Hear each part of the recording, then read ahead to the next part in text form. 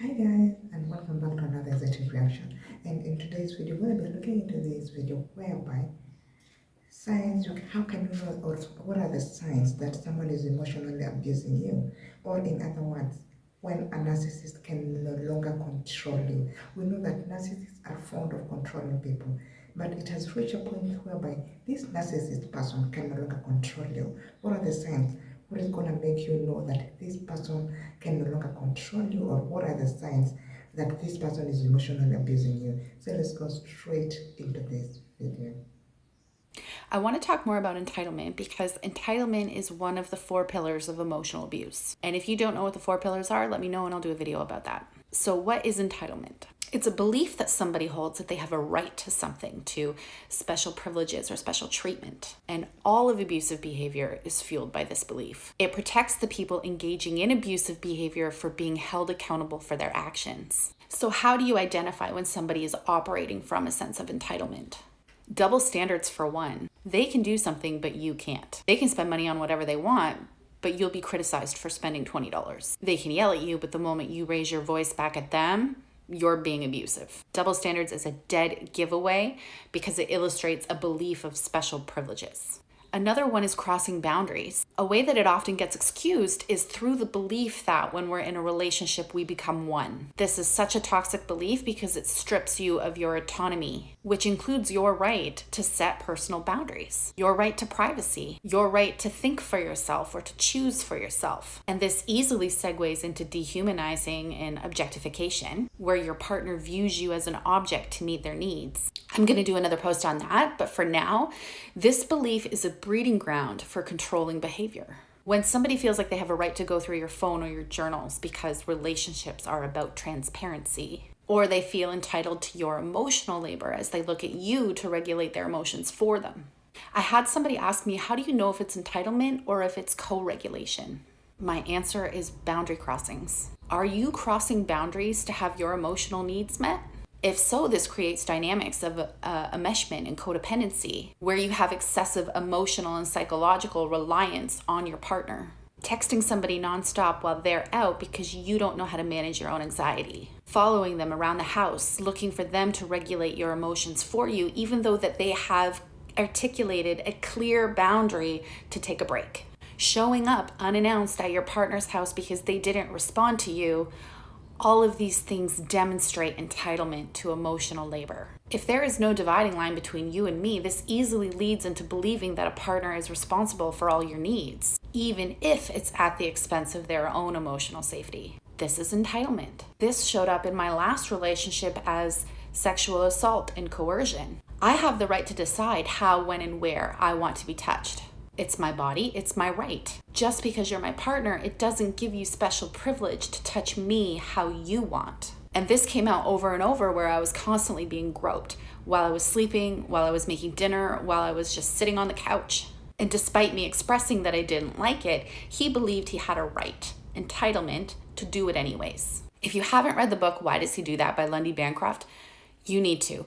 I have a free PDF copy linked in my website under resources. You need to read that book. It's a game changer in terms of changing the way you think about abusive behavior. Everything about abuse comes from entitlement.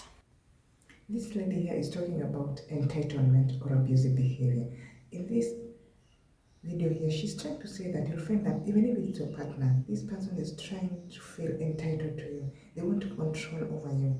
Each and everything, they want to find out what you're doing, where you're going. Before you make any decisions, they want to chip in, they want to find out. They want to know what kind of decision you're gonna make. They can't live without you. This is actually emotional abuse. This is what she's trying to tell us here. One of the most damaging forms of emotional abuse is when someone manipulates you emotionally to make you look like you're the aggressor and they're the victim. It's when someone intentionally behaves in a way that triggers you. Could be that they're passive-aggressive or dismissive or disrespectful. They keep pushing your bonds till you finally explode and react emotionally. But the hurtful part is when they play the victim and make you feel guilty for how you reacted. They use how you expressed your pain against you, without acknowledging that they're the one who caused that reaction. Now, if you're a good person, most likely you're gonna feel guilty, and maybe you're gonna apologize for what you did or said. But the real abuse is when they prey on that guilt and keep repeating the same pattern over and over till they convince you that you're the aggressor and they're the victim. I'll be posting another video explaining how you can stop this and how to handle such people. But first, let me know what you think about the topic. Have you been in such situations and how did you handle it? I'd love to read your comments. One of the most dangerous manipulation tactics is when someone wrongs you, then acts like nothing happened. They'll smile, chat, and behave as if they didn't betray the hell out of you without ever offering an apology or taking accountability. It seems like they just want you to move on, but it's more sinister than this. This is manipulation, a calculated mix of gaslighting, triggering, and confusion to be exact. They want you at war with yourself, so you're too distracted to hold them accountable. And if you do snap, they get to play the victim, so bonus. The key is not to gloss over it or blow up and confront it. As soon as someone like this attempts something like that, as calmly as you can, try this. No hard feelings, but I'm not interested in engaging like this with you given the history of what was done. Then leave it at that and go your own way. It's not rude to protect your peace by refusing to participate in chaos. Boundary up. I hope this helps. 5 hidden signs that someone is emotionally abusing you. Tips from psychologist. Emotional abuse isn't always easy to detect, especially when it comes from someone close to you, like a friend or a family member, or someone you interact with daily, like a colleague. Here are 5 repetitive behaviors showing that someone is emotionally abusing you. Number 1, they switch between hot and cold behavior. One day they're friendly and loving, the next they're cold, distant, and rude. Number 2, they often make you feel guilty, even when it's not your fault. Frequent guilt tripping is abusive. It's a form of manipulation, tricking you into thinking that you owe them. And number 3, they use silent treatment, which is a form of passive aggression that causes confusion and frustration. Number 4, this one is mostly common in workplaces, where a person in charge sets unrealistic expectations and then criticizes or punishes you for not meeting them. This can damage your self-esteem and lower your motivation. And number 5, they invalidate your feelings by saying you're too sensitive or you're overreacting, most likely to get away with something they did, making you feel like you're the problem and not them. Emotional abuse can be intentional or unintentional, but if not detected in time, it can seriously damage your self-esteem and mental health, making it hard for you to trust others and form healthy relationships. Follow me for more social psychology tips. When a narcissist can no longer control you, they will then begin a smear campaign against you. Exactly. Most of these narcissists or emotional abusers, they make you to be like, they want you to be like the victim. Actually, what normally happens is that they themselves they play the victim. On the other side, they actually put the blame on you. They want you to be, they want to carry their blame, while they themselves, they play the victim. For example, in another video here, we've just seen that this guy is telling us, even in workplaces, you can find that, for example, if someone you are reporting to or your subordinate, whom you are reporting to, he or she is going to set unrealistic targets or unrealistic goals. And at the end of the day, he or she is going to come back and blame for you for not meeting those targets. That is emotional abuse. And then another thing is that these emotional abusers or these narcissists, they always want everything to be on their side. They never want to see someone, they never want or don't want to see you being successful at all. And they don't want you to defeat them. They always want to be the people who are actually on top of the game. They want to be the ones who are leading, but they don't want to see someone else or someone, even you, being successful at all. Assassinating your character to anybody who will listen. The goal is to isolate you, badmouth you, so then when you begin to speak up about what happened to you, nobody believes you. Anybody who believes the smear campaign without hearing your side of the story wasn't on your side to begin with. They never liked you.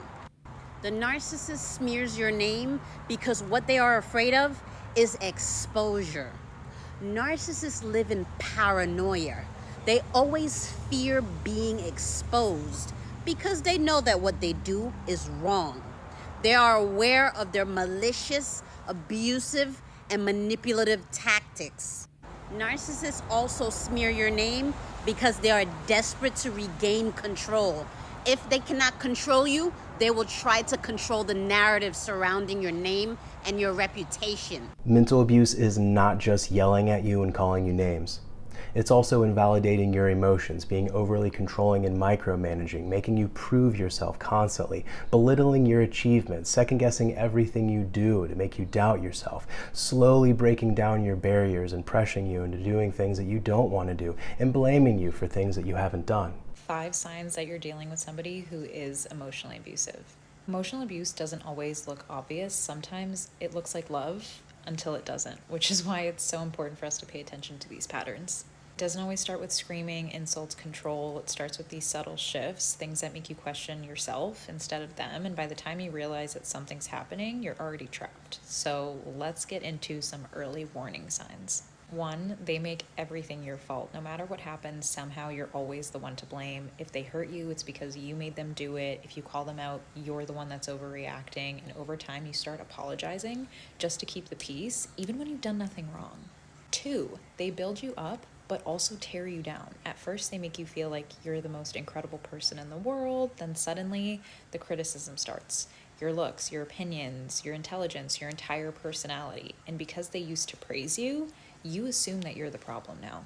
3, you're always walking on eggshells. One day they're sweet, the next they act like they hate you, their mood swings are unpredictable, and no matter how careful you are, no matter how much you pick your words, you never know what's going to set them off. 4, they use your past against you. The things that you told them in confidence, now they're ammunition, and they bring up your insecurities to break you down. Worst of all, they make you feel like you deserve it.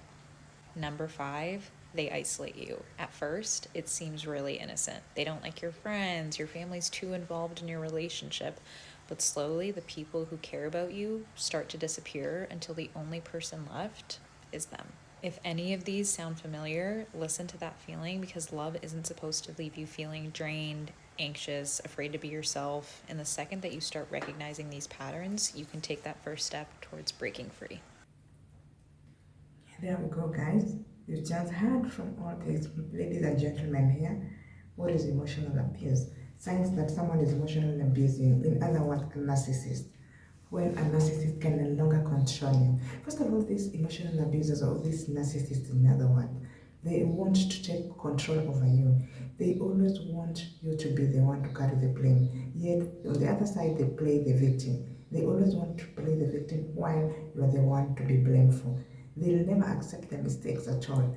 Everything that you do, whether it's right or wrong, they always carry the blame on you. And then another thing is that these narcissist people, whether they're a man or a woman, they walk around with their name, tarnish your name around because they know that they can't level up with you. They can't level or reach your level up with you. They want to belittle you. These are the kinds of people who can emotionally abuse you. And then another thing is that these emotional abusers, or in other words, narcissists, you'll even find them even in your workplaces. You'll find that maybe it's your subordinate, maybe it's your boss, maybe it's your supervisor. They want to belittle you. They want to make you look like you don't know what you're doing, like you're nothing in that company. So what normally happens is that they come up with a project, or they actually come up and set up targets in a very short while, of which they know that you can't accomplish the targets in that specific time. And then at the end of the day, they're going to come back to you claiming that you've not set your targets, you've not met your targets. These are the kind of narcissists that you actually find in those workplaces too. So guys, let me know what you think about this in the comment section, and I'm going to be glad to hear what your opinion is. And let's tune in later for another beautiful reaction. Bye-bye for now.